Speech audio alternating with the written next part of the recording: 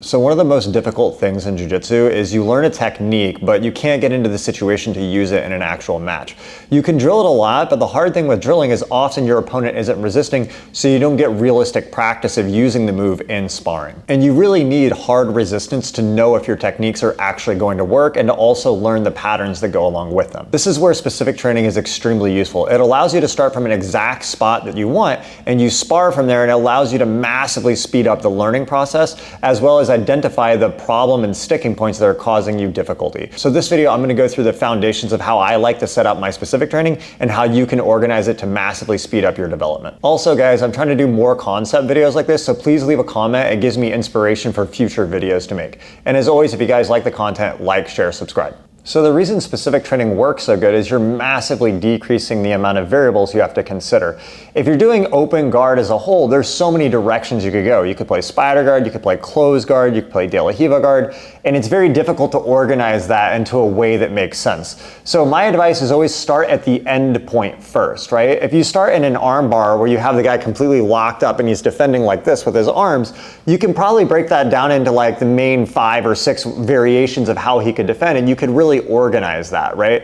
If you're like a white belt or you're a newer person and you learn something like an arm bar and then the match starts standing, it's so hard to even get to the arm bar, and even if you get there, you have so little experience you can't identify the problems, right? So the best points to start in specific training is always at the end points. And this can be true for submissions as well as more complicated positions. Let's say I'm developing a Berimbolo. I just did a video on the Berimbolo. If you haven't seen it, I can put the link in the description.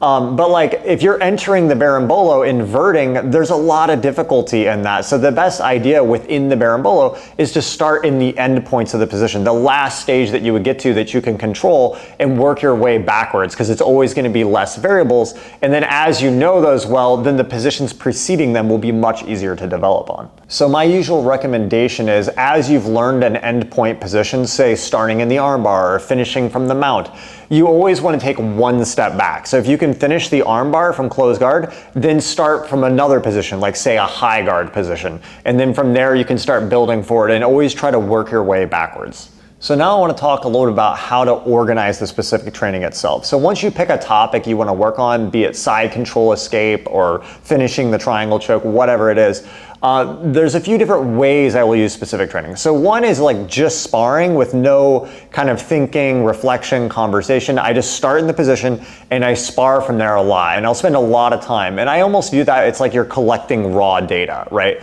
So if you say start in the bottom of side control, you might start there and do 20 minutes starting from the bottom of side control. And after you do, 20, 30 sequences, you'll start to notice patterns. Like I keep getting arm barred in this position, or this keeps happening. And you don't have to immediately jump to solving the problem, but a lot of times just identifying the problems that are happening is a huge next step. You could be trying to pass spider guard and then you realize, man, I can't get rid of the lasso. Or you could be trying in the de la Riva guard and you realize this collar grip is really messing with my posture. And that's the first step in developing, coming up with solutions. So once you start identifying a lot of common problems that are appearing in the positions, then I like to get even more specific with my training. So you may think, okay, I'm in side control, I'm working escaping side control, but after you do more of the raw data version where you're seeing what's happening, you might start identifying, man, I have a really hard time with this particular grip, when he has an underhook here or when he has a crossface here. Then I like to start doing more what I call conversational specific training.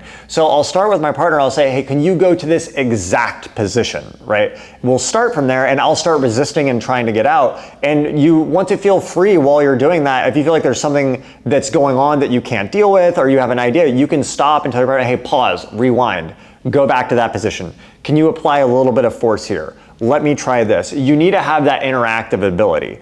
Now, again, this is not a replacement for regular training. Of course, you should still be doing a lot of regular normal training, but having some time on the side to do this more conversational specific training is really useful. And again, the idea isn't for it to be so light that it's fake. It should be with full resistance, but you want to be able to control it. So you can set the exact position, tell your opponent to go really hard, identify what's going wrong, and try again. This leads to another idea, which is after you do your sequences, it can be, and by sequence I mean after you make one attempt at escaping or finishing the armbar, for example, you can do a short reflection period afterwards to come up with an idea like, maybe if I grab here, it'll be a little better. Maybe if I put my hip like this, it'll work a little bit stronger. Playing with ideas like this. Also, sometimes when you finish the entire session, I always have time, like 10, 20 minutes aside, where I take notes and write down ideas about things that were working good, what was working bad, because you're going to get better when you reflect, you think, and you try new ideas. So the idea of specific training is to both get you raw data in the position to identify the problems, but then also to give you like a lab that you can repeatedly cycle and test new ideas to see what is working and what is not. So I want to talk about 2 more tools in specific training that you can use, and then I'm going to give you guys some real life examples. So another big tool is when you're doing specific training, sometimes the person you're working with, you may tell them to resist, but there's certain ways that they prefer to resist. So you may not have someone in the gym that actually responds in a way that someone you might fight against in a tournament will respond. So it's important within the specific training, let's say we're doing escaping a triangle choke, right? Maybe your opponent, the way he defends the triangle choke is he always tries to stack you. But some people in a tournament, they'll fall back and try to throw their legs over you. So it's useful sometimes when you're doing the specific training to tell your opponent to give you the exact response that you want so you can simulate specific things. That can be a very useful way to develop as well for people that are for techniques or moves that you're not experiencing within your own gym. Another thing is what I like to call like situational specific training or simulated live specific training. And that's basically where instead of starting from the position, we used to do this in wrestling. Certain positions are hard to like kind of specific training because they're so fast. So for example, shooting a double leg takedown or finishing a Toriando pass, they happen so quickly, you can't just start from that position. So what I'll do is I tell my opponent, okay, you're gonna be kind of in your guard, let me hit the Toriando, and at the exact moment I hit the Toriando, you're allowed to start resisting. And that will simulate what it's like to hit that move in a real match, but then have the actual resistance. Just like in wrestling, we would kind of do like kind of a light wrestle. I get to shoot the double leg, and once I'm in on the double leg, then the opponent is allowed to start resisting. So you're like hyper specific setting up the moment that's gonna happen like it is in a real match. So before I get into the demos, I wanted to talk about how you're going to come up with solutions to these problems. So a lot of specific training is identifying problems and spending time in the position, but now you have to start generating good ideas to try to test your solutions to the problems.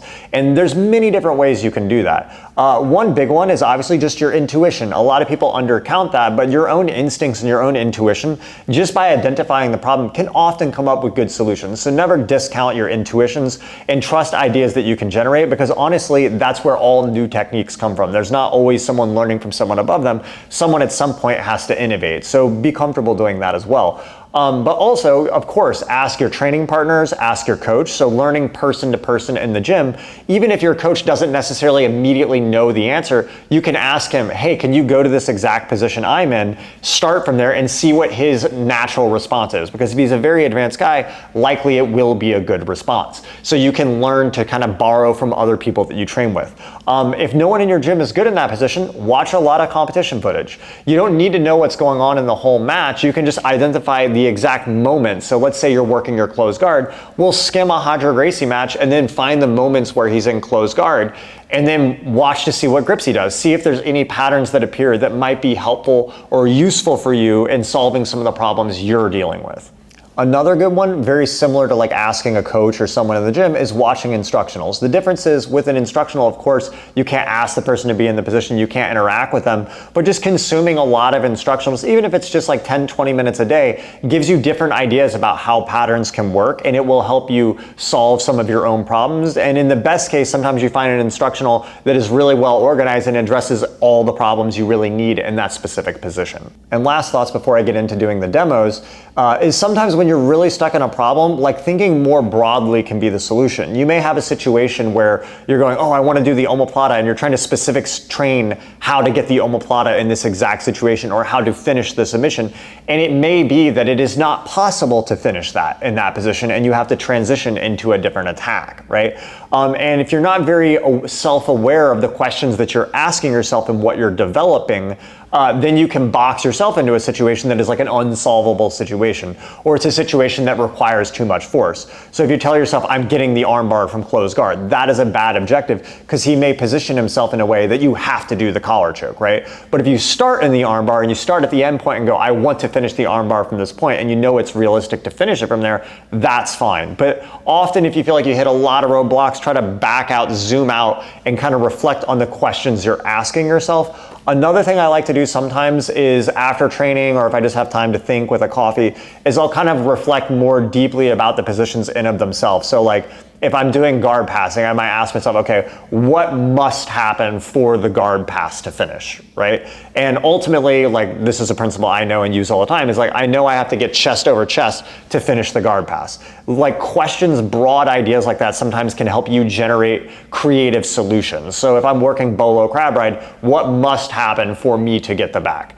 Almost always his hips will need to come in the air, right? Or at some point, his back will have to be exposed to face my chest. And when you kind of understand some broad concepts, principles like that, it can help you when you're trying to solve certain situations. You can remind yourself, okay, what is the issue here that is causing, or what is the main thing I need to happen? And that can help you come up with creative solutions. So the main thing I want to draw attention to here is, of course, hard training matters, but if you're not putting time reflecting deeply, thinking about this, it's going to be much harder to bridge the gap between you and someone much more physical than you. And also it's going to take a lot longer to troubleshoot some of your issues. Okay, so now I'm going to give a couple of different demonstrations of doing different types of specific training. So the first example is going to be finishing a berimbolo. So a lot of people, when they do the bolo, just be right here, Daniel.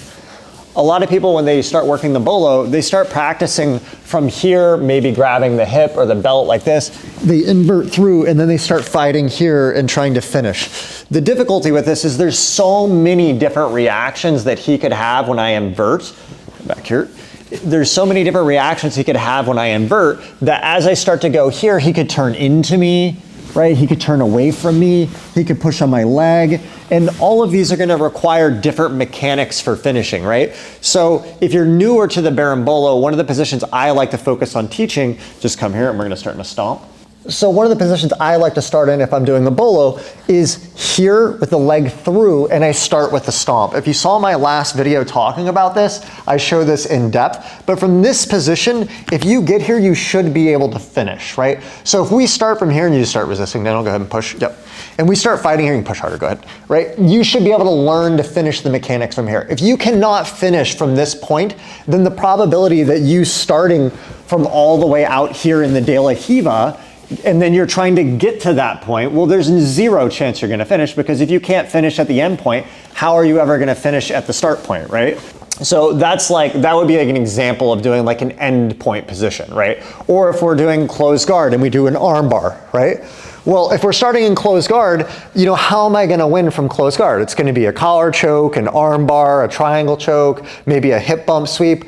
But all of these, they need to happen at the right time. So if my mechanics on the arm bar itself are not very sound, and anytime the guy blocks here, he gets out and I can't do it, well, it's going to be hard to develop the system. So starting in a position like this, with him like wrapped up like this, and then trying to develop from here, you're going to start to identify all the common patterns that happen here to finish. As you do that, I could rewind a little bit like I talked about, and now go, okay, now I have the high shoulder position from here, right? This is pretty easy to transition from here to the armbar. That adds one more layer of complexity, but I know once I get here, I can finish this, right? So then maybe I'm here and he pulls this arm out, right? Well, now I need to have a good triangle choke. So maybe I rewind and go back to starting in the triangle choke and all the different points from here and learning to finish from here, right? And as you identify different problems, you'll be able to start kind of reverse engineering your way back. Now, it's very simple when we do something like closed guard, arm bar and stuff, but when you're developing something like a bolo and crab ride, rather than starting, you know, just doing the crab ride as a whole, start at the end point. So if any of you guys have seen my content on like crab ride stuff before, you know, rather than just start from here, way out here with him pushing, you can start with the lapel already gripped all the way in, pressing to come up on top. Or it could roll all the way through here, and now I'm already in the end point, and then we start from here, right? And identify those small micro positions that are giving you a hard time, and then try to reverse engineer backwards from there. All right, guys, hope you like this formatted video. Be sure to comment and let me know if you have any other suggestions for concept videos or technique videos. And also, if you haven't checked it out yet, go to my website, www.johnthomasbjj.com. I have more systems and organized content on there as well.